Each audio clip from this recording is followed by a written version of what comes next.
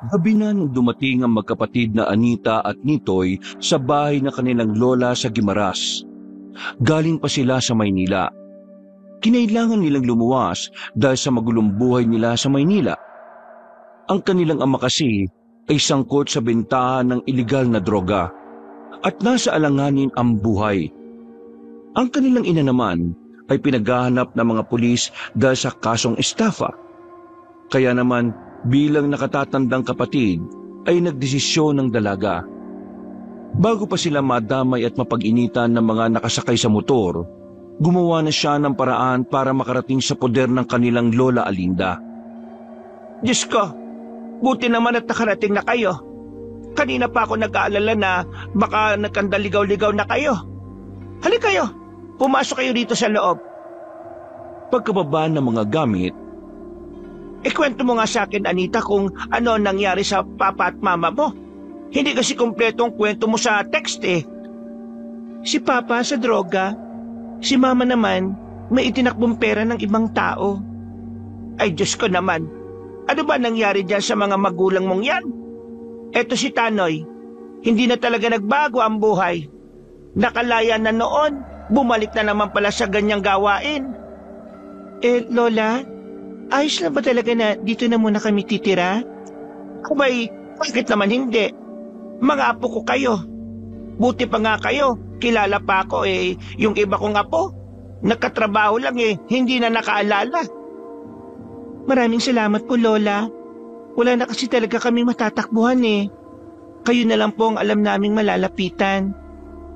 Ay nako, wala naman yon. Ka namang ibang tao. Nung bata ka nga eh, ako nag-aalaga sa iyo eh. Huwag po kayo mag-alala, Lola.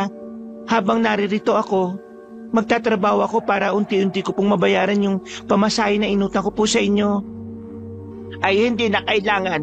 Ang gusto ko, ipagpatuloy mo ang pag-aaral mo habang narito kayo. Hindi na po kasi ako mag-aaral, Lola. At kita man hindi. Eh matalinong bata ka. Sobrang mahal na kasi ang mga kurso ngayon. Parang mas maganda magtrabaho na lang ako para kahit papaano masuportan ko si Nitoy. Lalo na ngayon, wala naman na kaming magulang. Hindi ko naman din pwedeng iasa sa inyo lahat kasi alam ko nahihirapan na rin kayo magtrabaho. Kaya ang gusto ko sana eh, makatulong ako sa inyo rito. Eh kung yan ang gusto mo at kung kakayanin mo naman eh, bakit naman hindi? Kayo lang naman ang inaalala ko eh. Maraming salamat po talaga, Lola. Babawi po ako sa inyo. Ay, saka mo na isipin yan. Nako, 9:00 na pala. Nagsikain na ba kayo? Kumain na kayo habang mainit pa yung naluto kong tinola. Naku, saktong-sakto. Hindi pa po kami nakain. Ay, teka. Ano ba tong kapatid mo? Bakit naman hindi man lang nagsasalita? Marunong na ba magsalita to o hindi? Nahihiya lang po yan sa inyo. Kasi ngayon lang po kayo nagkita eh. Hay, Nitay. Huwag kang maya sa akin ha. Lola mo ko. Parang magulang mo na rin ako. Hello po, Lola. Nitoy po ang pangalan ko. Ayan, marunong ka naman pala magsalita eh. Akala ko naman eh, hindi nakakapagsalita ang batang ito. natawa na lamang ang matandang si Alinda. Maya-maya lamang ay kumain na rin sila. Sabay-sabay sila sa hapagkainan. Kahit na papaano, naibsa ng kalungkutan ni Anita. Ngayong nasa poder na sila ng kanilang lola, pakiramdam ni Alinda ay may panibagong buhay silang bubuksan. Mabilis na lumipas sa mga araw. 1 linggo na kagad sila roon. Kahit na laking Maynila, kahit na papaano ay unti-unti na rin silang nasasanay sa paligid. Kung minsan ay may kinakausap na rin silang mga kalugar nila. Ate, bakit kanina ang daldal nung ale? Ang dami niyang sinasabi tungkol sa atin. Sabi pa niya, ampun lang daw tayo ni Lola. Ay naku, huwag mong papansinin ang mga ganong uri ng tao. Mga wala lang silang magawa sa buhay. Chismosang tawag sa kanila. Kaya, hayaan mo na. Ang mahalaga, tayo. Wala tayong inaaping tao. Wala tayong tinatapakan. Ay, ate, may natapakan ako eh. May pambira ka naman. Hindi ka naman natingin sa tinaraanan mo eh. Nakatapa ka tuloy ng tae. Ate, Kadiri, punasan mo. Halika rito. Doon tayo sa pusuhan. Hugasan natin ang paa mo. Nagmamadaling maglakad ang dalawa. Nang makarating na sila sa pusuhan sa bungad ng kanilang baryo, ay agad na hinugasan ni Anita ang paa ng kapatid. Habang naroon sila, nakatingin pa sa kanya ang ibang kalalakihan na naroon. Nakangiti na parabang hinuhubaran na siya sa tingin. Nakakaramdam na siya ng pagkailang, lalo na't ilang araw na rin niya yung nararanasan.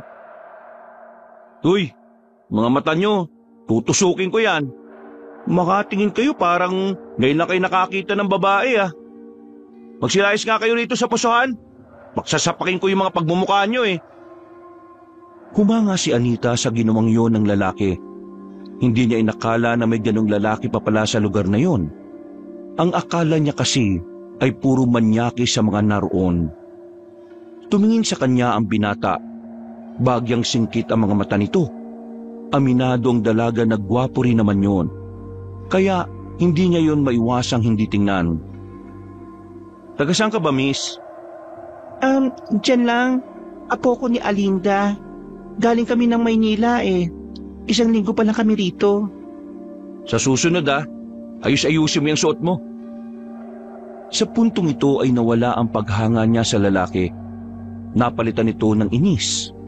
Pakiramdam niya kasi ay siya pa ang sinisising may kasalanan kung bakit siya nabastos. Bakit? May problema ba sa suot ko? Maiksi ang suot mong short eh. Malamang sa malamang. May titingin talaga dyan sa'yo. At sisipulan ka talaga. Kasalanan ko ba kung bakit ako binastos? Oo. Kasi hindi mo inaayos ang suot mo. Eh di sinasabi mo pala na ako ang dapat mag-adjust para sa mga manyakis na yon? Para hindi ka mabastos, gumawa ka ng paraan para hindi ka mabastos. Ganun lang kasimple. Wala naman sa pananamit ng babae ang problema eh. Nasa utak niyong mga lalaki yan. Kasi kahit nga mga madre, nagagawang bastusin ng mga lalaki eh. Paano mo papaliwanag yon? Nakasuot na sila ng mahaba, pero binabastos pa rin. Ibig sabihin, kahit na anong suotin ng babae, kung talagang bastos ka, bastos ka. Hindi mga babae ang dapat mag-adjust sa pagiging manyakis ng mga kalalakihan. Dapat kayong mga lalaki ang simulang ayusin ng mga ugali nyo. Kasi kami mga babae ay hindi magdadamit para sa pantasya yung mga lalaki. Nagsusot kami ng mga gusto namin dahil doon kami mas nagiging komportable sa sarili namin. Ate, galit ka na ba? Hindi ako galit nito eh. Ugasan mo na yung paa mo na puro tae. Oo, kalma. Di naman ako nakikipag-away eh. Yung pag-iisip mo kasi baluktot. Parang gusto mo pa yatang ibalot ko ang buong katawan ko para lang wala sila makitang balat ko. Yung ba gusto mo? Sabihin mo lang para sa susunod na lalabas ako. Hindi na magkasala mga lalaki sa kakatingin sa akin. Oo, teka. Bakit ka naman sumisigaw? Pinagtitingin na tayo ng mga tao rito. Huwag mo ako sigawan. Hindi mo ako kilala. Mas lalong hindi mo ako kilala. Kung alam ko lang na bulok ang mindset mo, sana hindi mo na lang ako pinagtanggol kanina eh. Ganyan pa talaga sinabi mo sa halip na magpasalamat? Ay nako, mga taga Maynila nga naman oh. Wow! Edi salamat. Sobrang salamat ah. Salamat at pinagtanggol mo ko. Tapos ako pa sinisisi mo ngayon kung bakit ako nabastos. Ay naku, ang ingay mo. Maingay talaga ako. Bakit? Akala mo porki babae ako? Masisindak mo ako? Hindi mo rin ako kilala. Hindi mo alam kung anong buhay meron kami sa Maynila. Kuya, mahirap lang po buhay namin. Huwag mo kinakausap yan. Pwede ba? Huwag mong tawagin kuya yan. Hindi kayo magkapatid niyan. Tara na, Nitoy. Ate, may tahi pa ako sa paa. Sandali. Tiningnan ni Anita ng masama ang lalaki. Nakatingin lang din naman sa kanya yon na parabang nang aasar. Mga ilang sandali lang ay naglakad na rin sila paalis. Tumingin pa sandali ang dalaga at nakita niyang nakatingin din sa kanila ang binata. Inis ang babae. Akala niya kasi ay hahanga na talaga siya roon. Pero hindi pala. Iba ang naisip niyang ugali ng binata sa kung anuman ang ipinakita nito. Ate, bakit ba galit na galit ka kanina? Kilala mo ba yun? Hindi. Meron lang akong ipinaglalaban na karapatan ng mga babae. Kaya ikaw, kapag malaki ka na ha, palagi mong isipin na hindi kasalanan ng babae kung may mga manyakis na lalaki, ha? Opo, ate. Mabuti naman at nakikinig ka sa akin. Pero ate, mukha naman siyang mabait eh. Bakit mo siya sinigawan? Naku, huwag na natin pag-usapan yan. Ang mabuti pa, bilisan mo maglakad kasi may tira-tirang tae pa dyan sa tsinelas mo. Pambira kang bata ka oh. Nang makarating na sila sa bahay nila, ay dali-daling nagtungo ang batang si Nitoy sa banyo. Naabutan naman nila ang kanilang lola na may kinukuha sa silong ng bahay. Nilapitan naman ito agad ni Anita. La, anong hinuhugot niyo dyan? Kinukuha ko lang yung mga tuyong kawayan dito sa ilalim. Para bukas ng umaga magsasalang na lang ako. Ako na po magsisibak. Marunong ka ba? Opo, naturuan naman ako ni Mama. Sa Maynila kasi, kapag wala na kaming gasol, nagkakahoy na lang kami. Ang dami mo talagang kayang gawin na po.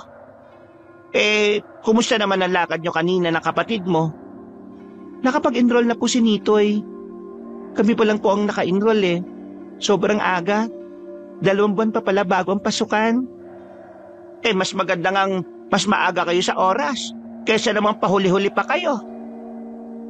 Tinulungan na ni Anita matanda sa pagsisibak ng kahoy.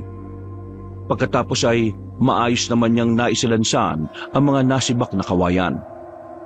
Pagsapit naman ng kinahapunan, naglaban naman ang babae.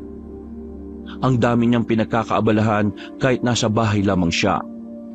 Ayaw na kasi niyang pakilusin pa ang lola nila, lalo na kung katatapos lang nitong magtrabaho. Dala ang 2 balde.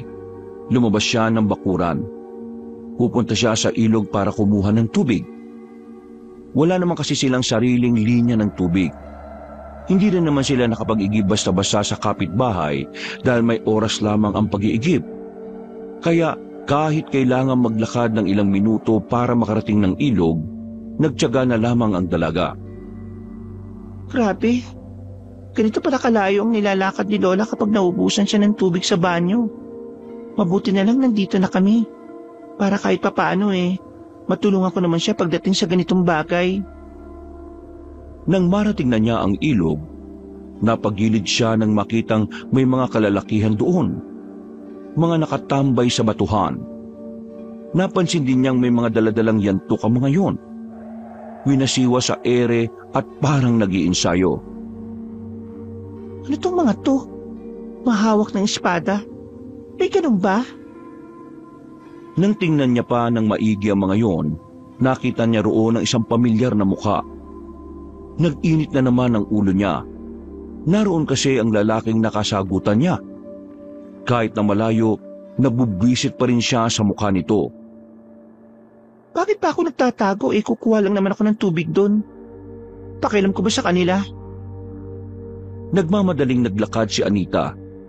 Nang malapit na siya sa tubigan, biglang tumigil ang kalalakihan at tumingin sa kanya.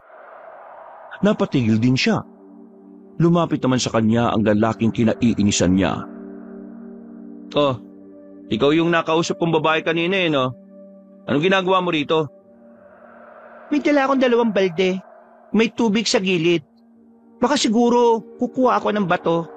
Sa madaling sabi, mag-iigib ako ng bato. Nagtawanan ng mga kalalakihan.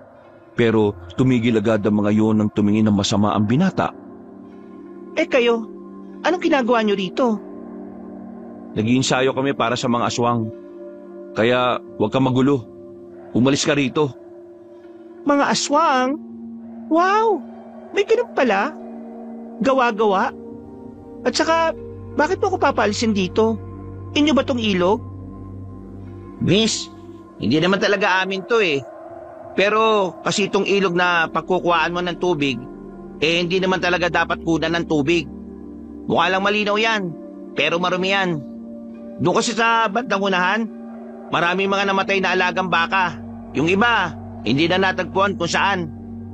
Kaya hindi ka na pwedeng kumuha ng tubig dito. Dahil sa mga bangkay na baka na di na natagpuan. Baka mangati kayo kapag ginamit nyo yan. Kung gusto mo ng malinis na tubig, doon, sa kabilang ilog. Hindi dito. Sa kabila? Oo. Nakadaan ka na ba sa barangay? Sa likuran ng barangay ka dumaan. Dumiretso ka lang at may makikita ka mga tao na nandun. Sa loob nun, ilog na. Maraming nag-iigib doon. Noong mga sandaling yon, tila nakaramdam ng hiya ang dalaga. Parang gusto na lang niyang magtago sa ilalim ng lupa.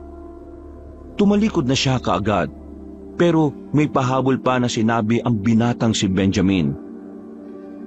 Ganyan ba talaga mga babae? Panay putak? Kahit wala namang alam?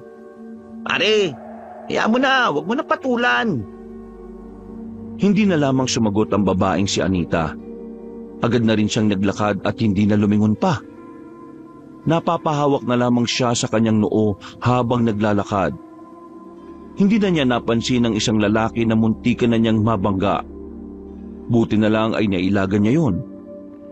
Tumigil siya para humingi ng paumanhin. Nakatigil din ang lalaki. Pagtingin niya roon, hindi niya mapaliwanag ang kanyang nararamdaman. Para kasing bigla na lang siyang kinabahan na hindi naman niya maintindihan. Pasensya na po. Alam mo ba kung saan dito yung bahay ng albularyo? Albularyo? Hindi ko po alam eh. Bago lang po ako dito. Hindi na sumagot ang lalaki. Naglakad na rin yung palayo na parabang walang nangyari. Nagkibit balikat na lamang si Anita. Nawirduhan man siya sa nakausap niya, pero hindi na lamang niya yun pinansin. Tumungo na lamang siya sa kabilang ilog. Pagdating niya roon, ay totoo nga ang sinasabi sa kanya. May mga taong naglalaba roon, kaya dali-dali na rin siyang lumapit at nagsalok ng tubig. Nang maglakad na siya pauwi, sumakit agad ang braso niya kahit wala pa siyang isang minutong nagbubuhat ng balde. Hindi naman kasi talaga sanay ang katawan niya sa pagbubuhat ng mabigat. Idagdag pa na hindi rin naman malaman ang braso niya. Grabe, ganito kahirap ang dinaranas ni Lola kapag nag-iigib. Nang bubuhatin na sana niya ulit ang balde, isang lalaki ang nakasalubong niya. Nakangiti pa yon nang makita siya. Tumigil yon sa harapan niya at tumingin sa bitbit niyang dalawang balde. Ikaw yung kanina, di ba? Buti na lang may nakalimutan ako sa bahay kaya nakita kita ngayon. Akin na, tulungan na kita. Ha? Hindi na. Hindi naman tayo magkakilala eh. David nga pala. Ha? Sabi mo hindi tayo magkakilala eh. Kaya yan, magpakilala tayo sa isa't isa para pwede na kitang tulungan. Anita nga pala. Apo ka ni Aling Alinda, di ba? O sige, ihatid na kita. Ako na magbubuhat. Naku, hindi na. Nakakaya naman. Alam mo, si Benjamin talaga ang gumagawa ng ganito. Kaso, abala siya eh. Tinuturuan niya kasi yung mga bagong miyembro. Kaya ako na lang muna. Wala nang nagawa pang dalaga ng buhatin na ni David ang dalawang balde. Sumunod na lamang din siya sa paglalakad. Nakakaramdam ng pagkahiya. Pero para mabawasan yon, ay sinubukan na lamang niyang magbukas ng usapan. Bagong miyembro? Anong klaseng samahan ba meron kayo? Mga ano ba kayo? Mga kasali sa frat? Frat? Hindi ah. Mga samahan kami na tumutugis sa mga aswang. Mga alin? Mga aswang. Alam mo ba yung aswang? Oo, alam ko yun. Palagi ko napapanood sa horror yun eh. Pero totoo ba yung mga aswang na yun? Hindi naman kami bubuo ng samahan kung alam naming haka-haka lang. Wala naman kasing ganyan sa Maynila eh. Malay ko ba kung gawa-gawa lang yun ng mga matatanda? Gusto mo bang makakita ng aswang para maniwala ka? Ha? O di, takot ka rin makakita ng aswang. Kasi sa isip mo, totoo sila. Napapailing na lamang si Anita. Hindi na niya pinatulan pa ang usapan na yon dahil hindi na rin naman niya alam ang sasabihin. Makalipas ang ilang sandali, nakarating na rin sila sa kanilang bahay. Ipinasok pa ni David ang 2 balde ng tubig sa banyo nila. Nako, maraming salamat David. Pasensya ka na't naabala ka pa ha. Ay, wala naman pong problema yon, Aling Linda. Naawa ko sa kanya kasi ang lilit ng braso niya tapos ang bigat-bigat ang binubuhat. Nako, salamat talaga. Hayaan mo sa susunod, patatambayin ko kayo rito kapag nakagawa na ako ng tablay at puto. Yun! Pero alis po muna ako. May ensayo pa po kami. Anita, mauna na ako ha. Ngumiti na lamang ang babae. Kumuway pa si David ng makalayo na ito. Pagpasok naman nila sa bahay, hindi na naiwasan ni Anita na magtanong sa kanyang lola. Lola, kilala mo ba yung Benjamin? Oo, si Benjamin. Siya kasi ang nagkukusang magbuhat ng mga tubig ko minsan. Dinadala niya talaga rito. Ay bakit? Nakausap na ba kayong dalawa? Nako, tingin ko magkakasundo kayo ng batang yon. Nakita ko po kasi siya sa ilog. Nagpa-practice ng yantok. Tanong ko lang, totoo bang para sa mga aswang yung ginagawa nila? Ay oo, kilala ang sama nila rito sa amin bilang tagapuksa ng mga aswang. Marami sa mga miyembro nila, kapwa nila kabataan. So, totoo mga aswang? Oo naman, totoo sila. Sino ba nagsabing hindi? Ewan ko. Nagtanong lang naman ako sa inyo kasi curious po ako. Narinig ko rin po kasing sinabi ni David kanina. Akala ko nagbibiro lang siya. Ay, totoo nga yun. Kaya kayo magkapatid, wag na wag kayong aalis ng bahay paggabi ha. Lalo na kapag wala naman kayong kasamang lalaki na magtatanggol sa inyo. Mabuti sana kung kasama nyo si David o kaya si Benjamin. Si David pwede pa? Yung Benjamin? Ewan ko na lang. Bakit? Nakapag-usap na ba kayo ni Benjamin? Hindi pala. Nabanggit ko lang naman. Mabait na binata si Benjamin. Sigurado magkakasundo kayong dalawa. Napapailing na lamang si Anita. Iniisip pa lang kasi niyang magkaibigan sila ng lalaking nakasagutan niya ay parang hindi na niya kaya. Iritang-irita pa naman siya sa mga ganong klase ng lalaki. Mabilis na lumipas sa mga araw. Dumating na rin ang araw ng pasukan ng mga bata. Kagaya ng ipinangako ng dalaga, habang wala pa siyang matinong trabaho ay ihahatid sundo niya si Nitoy sa eskwelahan. Wala namang problema doon ang kanyang lola. Gusto rin naman ni Aling Linda yon dahil naninibago pa si Nitoy sa lugar. Isa pa, kailangan din ni Nitoy ng makakasama dahil wala naman tricycle na masasakyan doon. Nilalakad lang kasi ang eskwelahan mula sa kanila. Kaya medyo malayo yon. Nitoy, bilisan mo kumilos. Magliliwanag na malayo-layo pang lalakarin natin. Diyos ko ka talagang bata ka. Nakatulala ka pa. Ako na nga magsusuot ng medyas mo sa'yo. Ate, antok pa po ko Hoy Nitoy, hindi ka pwedeng tatamad-tamad no? Diba sabi mo paglaki mo bibili ka ng maraming sasakyan? Hindi mo magagawa yon kung ngayon pa lang hindi ka na nagsisipag. Bakit sabi ng mama ng classmate ko, okay lang walang diploma basta may diskarte? Alam mo, may mga taong kahit na anong gawing diskarte sa buhay, nahihirapan pa rin makabangon. Sila yung mga taong hindi napagkaitan sa maraming bagay.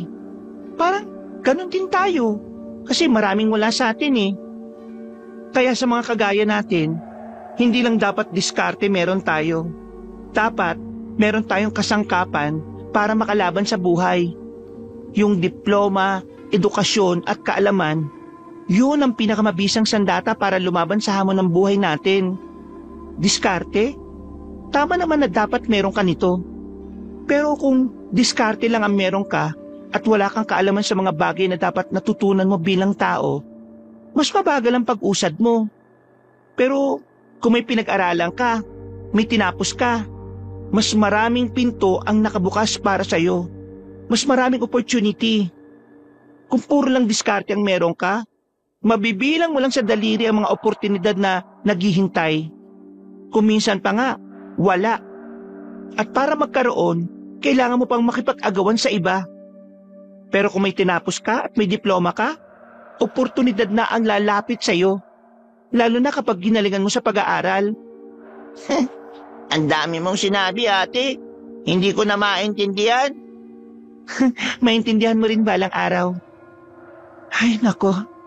Hindi pa naman niya maintindihan. Dapat hindi ko na lang sinabi. Ang haba-haba. Tama ang ate mo, Nitoy. Hola, akala ko ba alas 6 ka pagigising? Alas 5 pa lang ah. Ay sa buhay, ang mga may kaalaman ang palaging nakakalamang sa kahit na anong aspeto. Ang mga madiskarte, nautakan pa rin ng matatalino. Ang diskarte walang silbi kung palaging kaagapay lang nito'y damdamin mo bilang mahirap. Kagaya na lamang ng nangyayari sa bansa natin ngayon.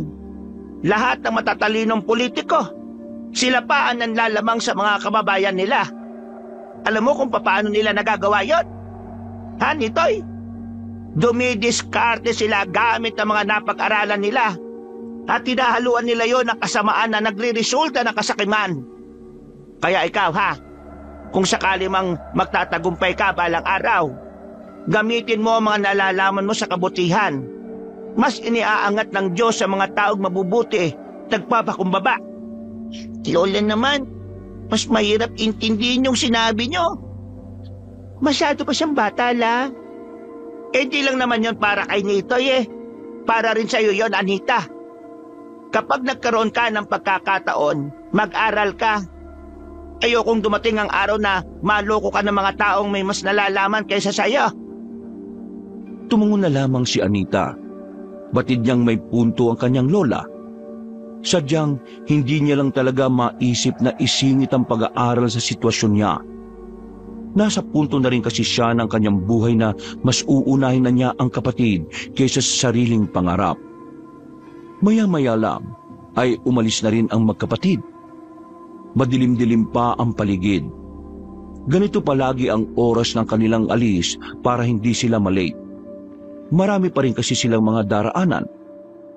May mga nakakasabay naman sila sa kanilang paglalakad kaya kahit na papaano, hindi naman sila nababahala sa daan. Pero sa mga sandaling ito, nagtataka sila kung bakit wala man lang silang nakikitang ibang naglalakad. Ate, bakit wala tayong kasabay? May pasok ba talaga o wala?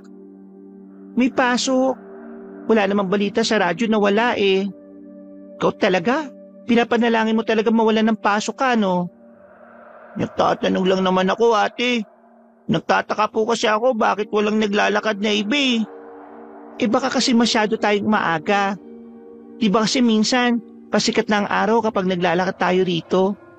Bakit ba kasi ate sobrang aga natin palagi? Ay nako, mas maganda na maaga ka kaysa late ka. Habang naglalakad silang dalawa, meron silang napansin na isang lalaki na nakatayo sa gilid ng daan sa ilalim ng poste ng ilaw. Nakaramdam ng pagkabahala ang dalaga.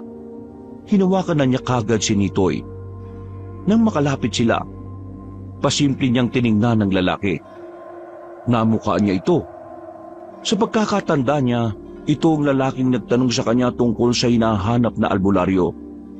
Nagtama ang kanilang paningin, pero agad din naman niyang itinuon ng tingin sa ibang direksyon. Ate, kilala mo ba yun?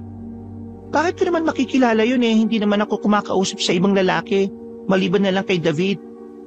Nakatingin kasi sa'yo, ate. May gusto yata siya sa'yo. Ate, maganda ka ba talaga? Bakit maraming tumitingin sa'yo? Ay naku, tumigil ka na nga. Iyan ka na naman eh. Ituon mo na lang ang atensyon mo sa paglalakad. Baka mamaya may mumurito. Nakaramdam ng takot ang batang lalaki nang sabihin niyo ni Anita. Nanahimik na ito at tumigpit ang pagkakahawak sa kamay ng dalaga. Makalipas ang kalahating oras, narating na rin nila ang paaralan. Kakaunti pa lang ang mga estudyanteng naroon. Pero iniwanan na niya ang kapatid sa loob. O ano, uwi na ako. extra pa ako sa palengke para may baon ka na ng pang-isang linggo. Huwag kang gagawa ng kalokohan ha. At huwag kang aalis sa school mamaya dahil susunduin kita. Opo, ate. Naglakad na rin papasok ang bata.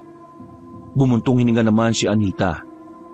Pero kahit na papaano ay natutuwa siya dahil kahit wala na sila sa Maynila, nagagawa pa rin makasabay ni Nitoy sa pag-aaral. Sinimulan na ulit niyang maglakad. Sa hindi inaasahang pagkakataon, nakasabay niya si David at Benjamin. Meron kasing hinatid ang dalawang binata. Hindi na nga sana niya kakausapin ang mga yon, kaso masyadong makulit si David sa kanya. Uy! Magandang umaga, Anita! Sabay na tayo maglakad, ha? Naghatid ka rin kay Nitoy, ano? Oo. Eh, kami naman, naghatid sa kapatid ko at sa pamangkin nitong si Benjamin. Ganun ba? Anita, gusto mo bang sumama sa Sabado? Meron kasi kaming libreng seminar. Ititipon namin yung mga residente. Magbibigay kami ng kaalaman tungkol sa mga aswang. Para naman, aware sila kung ano mga nilalang na yon. Ganyan ba talaga siniseryoso ng mga tao sa atin ang tungkol sa mga aswang? Oo naman. Dati kasi, may nangyari na talagang umukit sa utak ng lahat. Ayaw na namin mangyari ulit yun. Kaya yung mga bagong henerasyon ngayon na residente, dapat may alam para hindi sila mangmang tungkol sa mga salot na nilalang na yun. Ano? Sama ka rin ha? Wala namang masama kung makikinig ka. Libre lang yun, walang bayad yun. Sige, titingnan ko. Wala naman sanang problema kay Anita na sumama sa mga seminar. Nasanay din naman kasi siya sa Maynila sa mga ganoong klase ng ganap. Hindi lang talaga siya sanay na ang mga hindi kapanipaniwalang bagay ang pag-uusapan sa ganoong pagtitipon. Lalong-lalo na ang aswang. Naninibago siya sa sistema. Kakaiba kasi ang kulturang meron ng baryo na kinalalagyan niya. Tahimik lang siya habang naglalakad sila. Si Benjamin ay ganun din. Nakabalik naman sila ng baryo nang walang nangyayaring pagtatalo. Maraming salamat, David, sa pagsabay sa akin sa pag-uwi. Ay, wala yun. Hindi naman ibang tao sa amin si Aling Linde. Di ba, pre? Oo, mabait kasi si Aling Linde. Hindi kagaya ng iba dyan. Nagpaparinig ka ba? Oo, tama na. Masamang nag-aaway. Tara na, pre. O paano? Una na kami, Anita. Napapailing na lamang ang babae.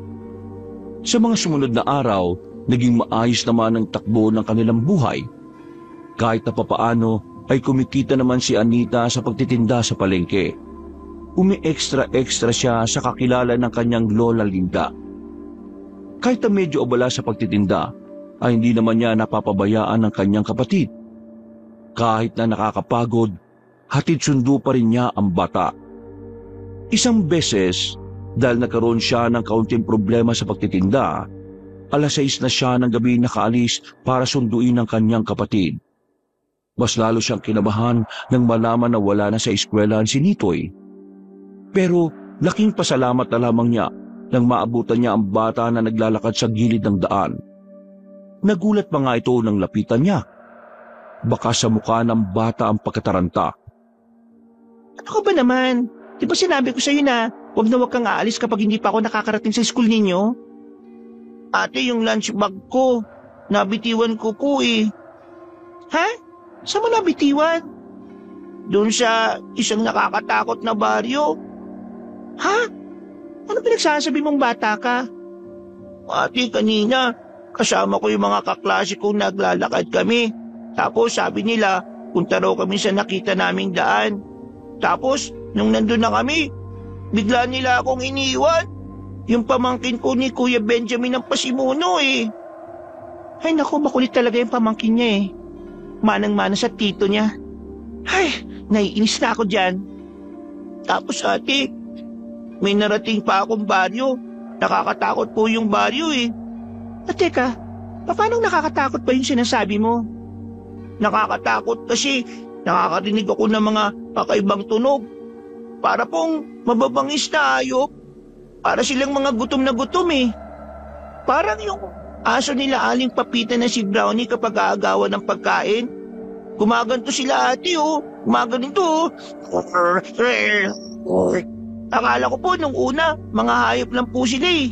Pero nung sumilip ako ate, nakita ko po yung mga mukha nila. Bakit po ibang mukha nila ate? Hindi po sila basta pangit lang po eh. Parang monster po sila ate. Basta, huwag mo na nang isipin yan.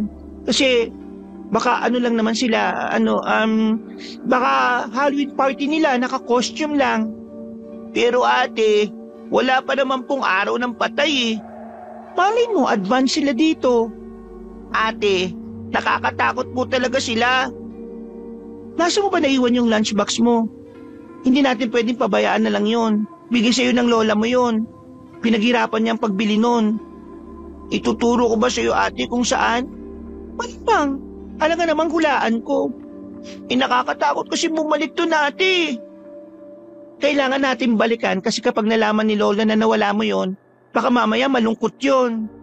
Baka mamaya isipin niya, hindi mo yun pinahahalagahan. Halika, ituro mo sa akin. Hindi tayo uuwi kung wala yon. Pero ate, nakakatakot nga po talaga. Akong bahala. Kasama mong ate kaya hindi ka dapat matakot. Kahit na natatakot ang batang si Nitoy, wala siyang magawa kundi balikan ang lugar na natuklasan nito. Nasa 5 minutong lakaran lang. Natanaw na nila ang 100. Unang tingin pa lang ni Anita, masasabi na niyang walang gaanong dumadaan doon. Kung hindi kasi dahil sa mga barrier sa gilid, hindi niya malalaman na daanan pala yun dahil sa mga halaman na gumagapang na sa lapag. Diyan ate, diyan po sa daanan na yan. Pumasok po kami diyan. Tapos, konting lakad lang, may nakita na po akong lugar. Maraming kabayan po. Banda doon po sa mga halamanan, doon ko po nabitawan po yung lunchbox ko. Sige, tara. Pwede po ate, dito na lang ako. Anong dito ka na lang? Delikado ko mag-isa ka rito. Hindi kita iiwan. Tara. Kumamot na lamang sa ulo ang batang si Nitoy. Wala na itong nagawa ng tumbukin na nila ang daan. Mga ilang sandali lang, nakita na nga nila ang lunchbox ni Nitoy.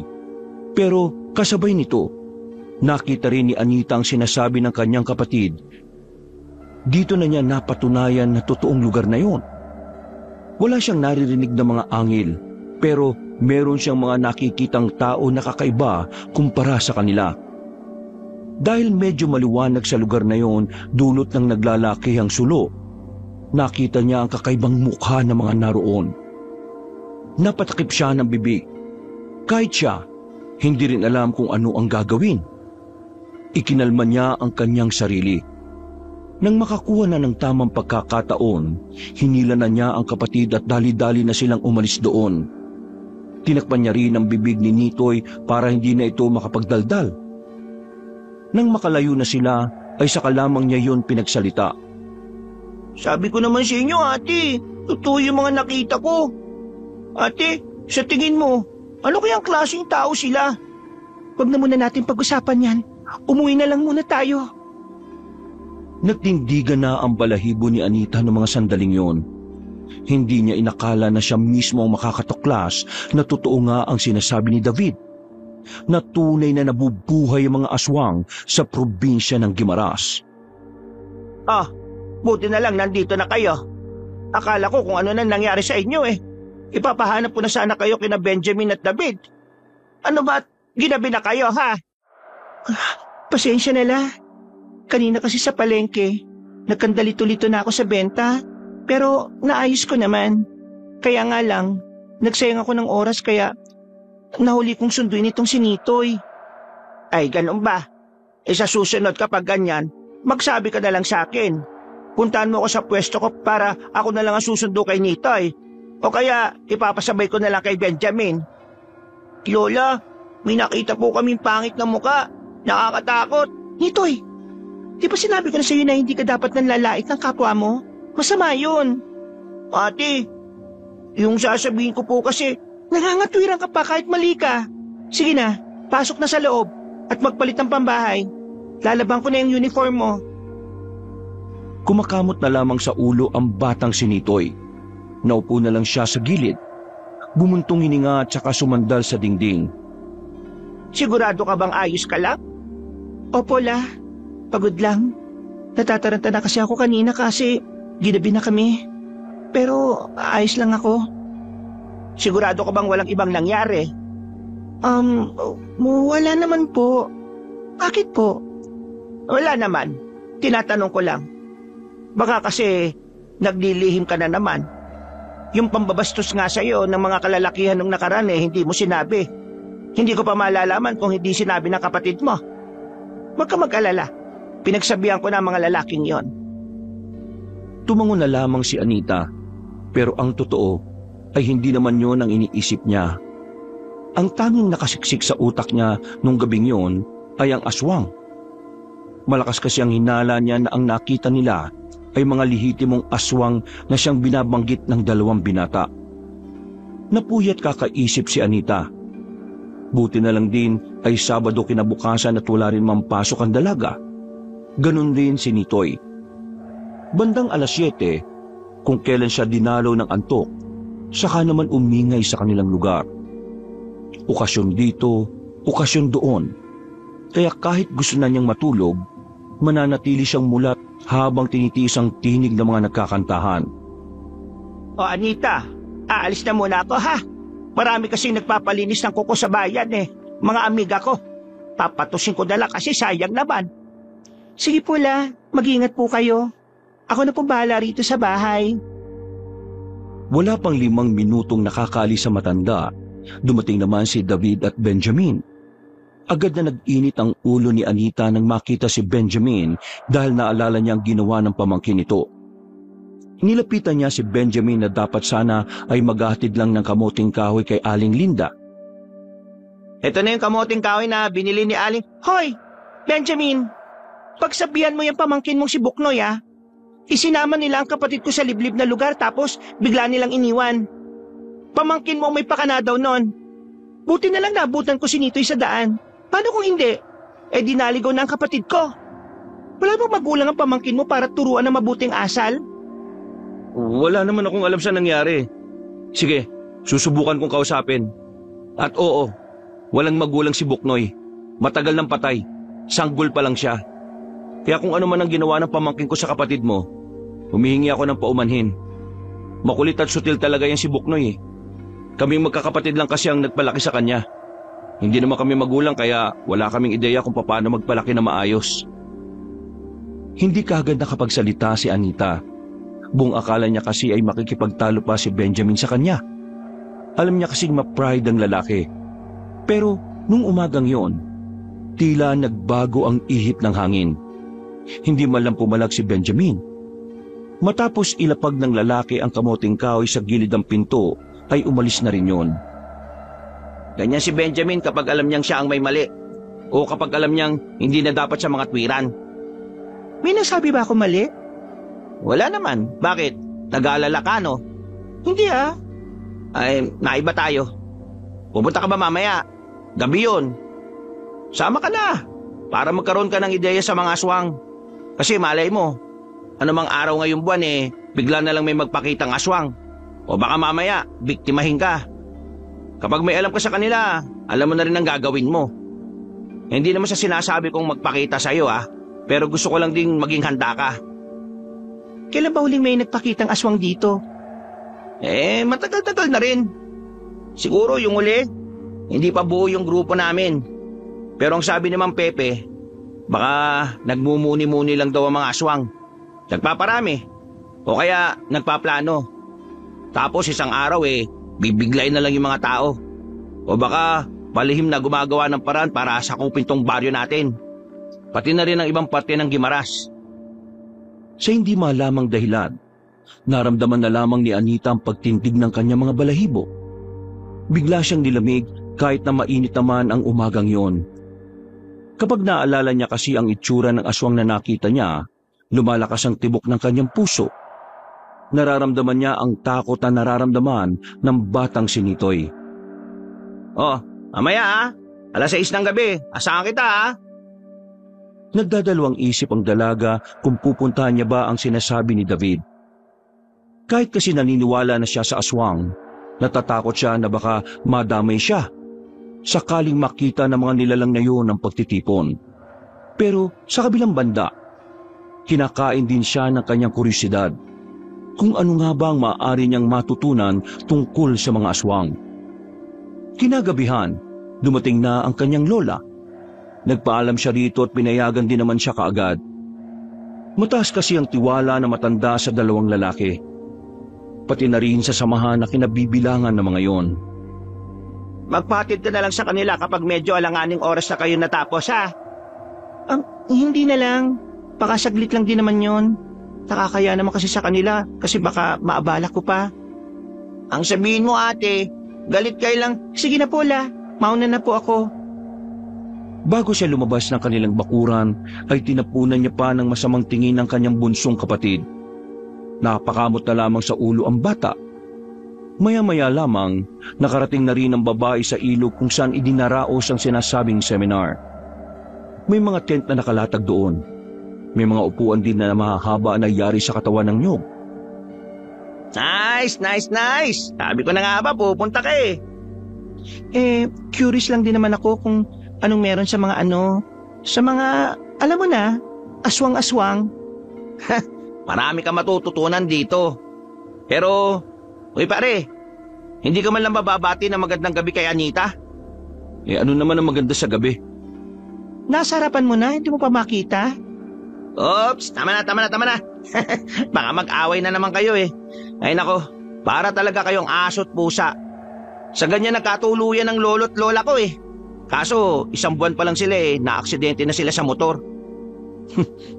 Gawa-gawa ka ng kwento. Buhay pa si Mang Topper at si Aling Nilda no hanggang ngayon. Wala ako sinabing namatay ah. Sabi ko na-aksidente lang. Tapos, nagkatuluyan pa rin. O tara na, tama na daldal. O Anita, dito ka maupo. Sunod ka sa akin. Inirapan pa ni Anita ang lalaking si Benjamin at saka umupo na rin sa bandang gilid. Nagsimula ang pagsasalita nila David sa harapan.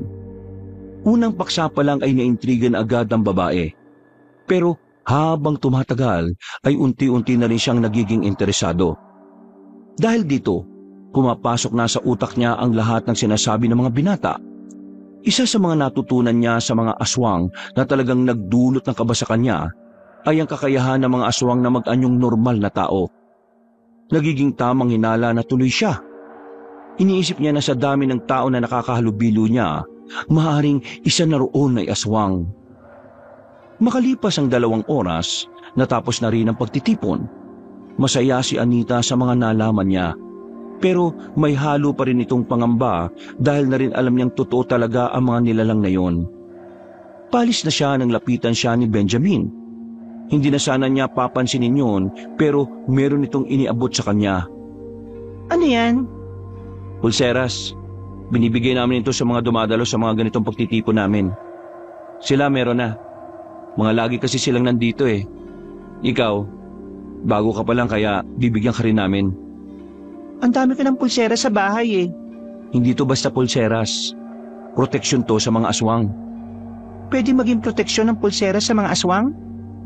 Sabi ko na eh. Di ka nakikinig kanina eh. Ang sabi lang kasi kanina, kwintas ang ginagamit na pangontra. Ang sabi kanina, kahit anong alahas ay pwedeng gawing proteksyon. Sige na, tanggapin mo na. Dami pang dada eh. Ano naman epekto nito sa mga aswang? Kahit malapitan kanila, hindi kanila mahahawakan. Kapag nahawakan kanila ng suot mo yan, makakaramdam sila ng matinding sakit ng ulo. We, hindi nga. Ay naku, bahala ka na nga sa buhay mo. Suotin mo kung gusto mo. Pero mas maganda na huwag mo na lang gamitin. Para kapag inatake ka balang araw, saka mo lang malalaman kung ano yung halaga niyan. Napangisi na lamang si Benjamin at naglakad na rin ito palayo. Hindi na lang din yun inintindi pa ng dalaga. Dali-dali na rin siyang umuwi. Isinuot na lang din niya ang pulseras. Katwiran niya, wala namang mawawala kung maniniwala siyang gumagana ngayon kontra sa mga aswang. 5 araw pa ang dumaan. Wala naman nangyaring kakaiba. Payapa pa rin ang buhay ni Anita. walang aswang na nagpaparamdam. Sa isip-isip niya noon, baka masyado lang siyang nag-iisip. Nakakatulog na rin siya na maayos. Hindi na rin siya nababahala sa tuwing maglalakad silang dalawang magkapatid ng alas 5 ng umaga. Anita, apo, may gagawin ka ba ngayong hapon na ito? Wala naman po la. Umuwi na nga ako kagad kasi ang tumal ng benta sa palengke. Kung ganun pala, pwedeng ikaw na lang muna ang kumuha ng utang ni Milagros. Masakit kasi ang paa ko ngayon Ipapahinga ko na muna. Milagros? Yung pinuntahan natin nung nakaraan sa kabilang baryo? Oo, siya nga. Kilala ka rin naman nun. Sabihin mo lang, ikaw ang tatanggap. Ang sabi sa akin kaninang umaga ngayong hapon daw siya magbabayad. Sayang din yon. Sige po, wala namang problema la. Pwedeng umalis na rin ako ngayon para hindi ako gabihin. Ate, sama! Maniningil lang ako ng pautang ni Lola. Huwag ka nang sumama. Magbasa ka na lang dyan ng libro mo. Sige na ate, sama na ako. Wala akong magawa Sige na po. Hindi rin naman ako makapaglaro kasi wala po akong kalaro dito. Sama na ako ate para makalabas din naman ako. Ay nako, bawal ang bata doon. Isa pa, maglalakad tayo ng pagkahaba-haba. Lola, sama ako la. Sige na la, sabihin mo kay ate sama ako. Ay naka, sige na. Isama mo na ang isang ito.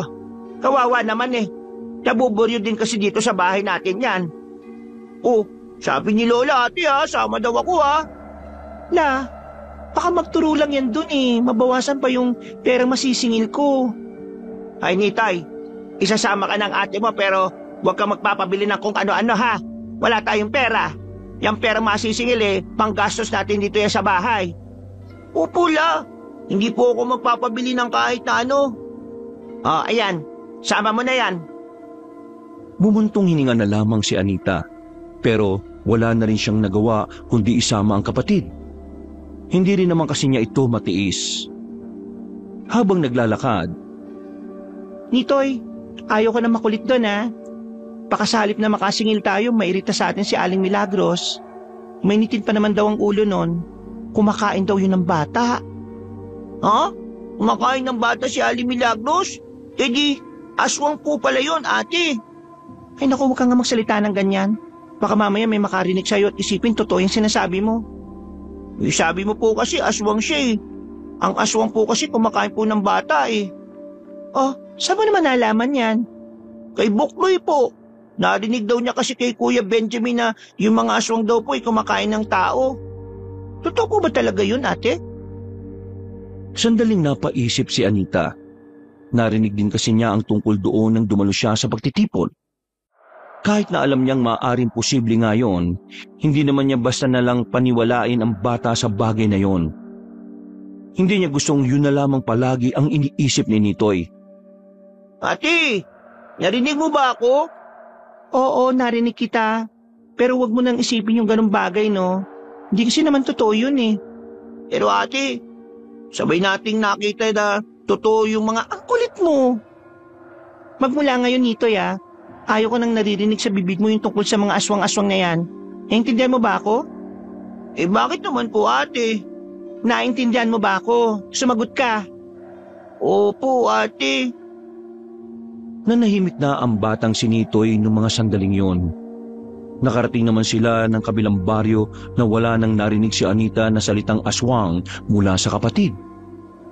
Nasingil din nila si Aling Milagros ng walang kahirap-hirap. Sa katunayan, hinihintay din pala silang dumating na matanda. Ate, bakit kanina si Aling Milagros? Ang baliktad yung damit. Pampira ka talagang bata ka. Dami-dami mong napapansin. Ate, papagod na akong maglakad Pwede bang magpahinga na lang muna tayo sandali? Doon Tinuro ni Nitoy ang isang lumang kubo na nasa ilalim ng mga punong mangga. Napapailing na lamang din si Anita. Inaasahan na kasi niyang magrereklamo na rin ang bata. Pero hindi nakala ni Anita na ang pagpapahinga na yun pala ang simula ng kanilang magiging kalbaryo. Ate, mabait naman sa akin si Kuya Benjamin. Mas mabait pa nga siya kay Kuya David eh. Masyado ka pang bata, Nitoy. Hindi ka pa marunong kumilatis ng tao. Nasasabi mo yan kasi akala mo porke naging mabait sa'yo ng isang beses eh, totoong mabait na siya. Kahit sino, kayang-kayang magpanggap. Eh bakit naman po siya magpapanggap na mabait sa akin? Sino po ba ako sa kanya? Aba, ewan ko sa kanya. Bakit hindi mo siya tanungin? Sige ate, kapag nakita ko siya, tatanungin ko po siya. Ay, Diyos ko. Kapatid nga kita. Ate, tingnan mo yun oh. Tingnan mo ate. May mga nakaitim po. Tinuro ni Nitoy ang grupo ng mga tao na hindi naman kalayuan sa kanila. Pumasok ang mga yun sa loob ng kagubatan. Sa hindi inaasahan na pagkakataon, biglang tumakbo ang batang si Nitoy patungo roon. Nataranta naman ng dalaga kaya wala itong nagawa kundi ang sundan ng kanyang kapatid. Nang makalapit na sila roon, agad niyang dinakma si Nitoy at tinakpan ang bibig nito. Pasaway ka talaga kahit na kailan. Kakainis ka talaga. Shh! Ate, huwag ka maingay. Baka marinig tayo. Marahang sumilip si Anita sa halamanan. Nakita niya ang mga nakaitim na naglalakad patungo sa iisang direksyon. Walang kamalay-malay ang mga yon na nasa paligid ang magkapatid. Noong mga sandaling yon, malakas ang tibok ng puso ni Anita. Parang nanghihina rin ang kanyang tuhod sa sobrang kaba. Hinilan na niya ang kapatid niya para sana umalis na lang. Ang kaso nga lang, sumabit ang short ni Nitoy sa sanga ng halaman. Nawarak ang short. Nakita ang pisngi ng puwet ng bata kaya umiyak ito. Tila nakalimutan na nasa alanganing sitwasyon silang dalawa. Mabilis na tinakpan ni Anita ang bibig ng kapatid. Pero huli na ang lahat. Nang tingnan ni Anita ang nakaitim, nakadako na ang tingin ng mga yun sa kanila. Kaya naman agad na binuhat ng dalaga ang bata kahit medyo mabigat yun. Tumakbo sila ng mabilis. Narinig na rin nila ang paghabol sa kanila. Nakakainis ka talaga kahit na kailan. Ikaw kaya umila sa akin. Sila na tuloy yung paborito kong short eh. Pwede mo manahimik ka? Ang bigat-bigat mo. Nagawa nilang taguan ng mga humahabol sa kanila. Kaya nga lang, hindi na sila nakabalik sa dinaanan nila nung una dahil sa taranta. Tahimik lamang ang magkapatid habang nagtatago. Tila naririnig na ni Anita ang kabog ng kanyang dibdib sa sobrang kaba. Maya-maya pa, nakita nilang lumagpas na ang mga humahabol sa kanila. Sa puntong yon, nasiguro na nga ng dalaga na aswang ang mga nakaitim. Narinig niya kasing umaangil ang mga yon na parabang gutom na gutom. Tumingin ang dalaga sa itaas. Malapit nang gumabi. Didilim na ang buong paligid. Bagay na mas lalong nagpakaba sa kanya. Hindi niya pa alam kung papaano sila makababalik. Muli silang lumabas sa pag-aakalang hindi na sila makikita ng mga aswang. Ngunit hindi pa man sila nakakalayo. Nakasalubong na nila ang mga nilalang. Napayakap na lamang ang batang si Nitoy sa hita ng kanyang ate. Lalong naiyak ang bata. Nakalimutan na nitong nakalabas ang kaliwang pisngi ng puwet nito dahil sa nararamdamang takot. At kakainin na nila tayo. Huwag ka matakot. Ako bahala. Sige, subukan niyo lang lumapit. Huwag patay sa inyo. Sige! Dinampot ng babae ang sanga sa gilid. Pero dahil manipis lamang yon, naputo lang din ito pagkapalo niya sa isa. Umangil ang aswang na lalong kinatakot nilang dalawa. Sa mga oras na ito, sinubukan na lamang nilang magdasal sa pagbabakasakaling merong mangyaring himala. Hahawakan na sana sila ng aswang pero napansin ni Anita na hindi na yon lumapit. Nakatingin lang ang mga aswang sa kamay niya, partikular sa pulseras na kanyang suot-suot. Dito na niya napagtantong totoo ngang gumagana ang proteksyon na yon. Ang kaso nga lang, nakaisip pa rin ang mga aswang para dalhin sila. Naglabas ng patalim ang mga yon. Akmang ipupukol na ng mga aswang ang mga hawak na kutsilyo nang biglang dumating ang grupo nila Benjamin. Hawak ang mga itak, pinagtatatagan nila ang mga aswang. Tinakpan na lamang ni Anita ang mga mata ng kanyang kapatid. Masyado kasing marahas ang nasasaksihan nila. Pumapalag ang mga aswang, pero dahil sa kahusayan na pinapakita ng grupo ni Benjamin, ay agad na napaatras sa mga aswang. Habulin nyo! Patayin nyo! Ano? Nasaktan ba kayo? Hindi naman. Wala kaming galos. Maraming salamat dumating kayo. Buti na lang kamo, nagro-ronda kami ngayon sa gubat. Nakaabot kami rito dahil sa mga bakas ng aswang eh. Ano ba nangyari at napatpat kayo rito? Ang layo na nito Naningil lang kasi kami sa kabilang baryo. Tapos pauwi na kami. Itong batang to nakakita na naman ng nakaitim. Tapos, bigla na lang tumakbo papunta doon. Alangan namang hayaan ko to. Kaya ayan, napatpat kami rito. Hinabol nila kami. Ate, uwi na tayo. Kita pet ko eh. Ano naman ang nangyari dyan? Bakit nakadungo yung pet ng batang yan? Ipagila ko kasi sa kanya kanina para tumakas. Sumabit yung short niya sa sanga. Nako, hirap niyan. O ito, takpan mo muna ang polo ko. Baka mahamugan yung pet mo. Sabi ko si Yuti, mas mabait si Kuya Benjamin kaysa kay Kuya David eh. Tingnan mo nga nakasal pa ako ni Kuya David. Natawa na lamang ang binata ng mga sandaling yon. Maya-maya lang din ay nakabalik na ang kanilang mga kasama. Hindi na naabutan ng mga yon ng mga aswang. Kaya naman, minabuti na lamang nilang umuwi. Nang makarating na sila sa kanilang baryo, ay saka lamang napanatag ang kalooban ni Anita. Nakahinga na rin siya ng maluwag. Sa susunod wag na wag niyo nang papansinin ng mga bagay na alam niyong hindi pangkaraniwan. Mapapahamak lang kayo. Wag din kayong lalabas ng mag-isa.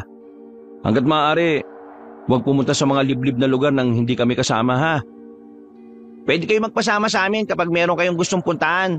At kapag papasok naman si Nitoy, pwede kayong sumabay sa amin. Maraming salamat sa inyo pero may pabor sana akong hingin sa inyo Ano yun? Pwede bang huwag niyo munang sabihin kay Lola ang nangyari? Natatakot kasi ako na baka magalit siya. O baka naman mag-alala siya ng sobra at ma-stress pa siya. O sige, pero kailangan malaman ng mga tao na meron kaming nakaengkwentrong aswang Sasabihin na lang namin na wala kayo ron. Hindi na talaga normal ang lahat, Anita. Nagbabalik na sila. Napalunok na lamang ng laway ang dalaga.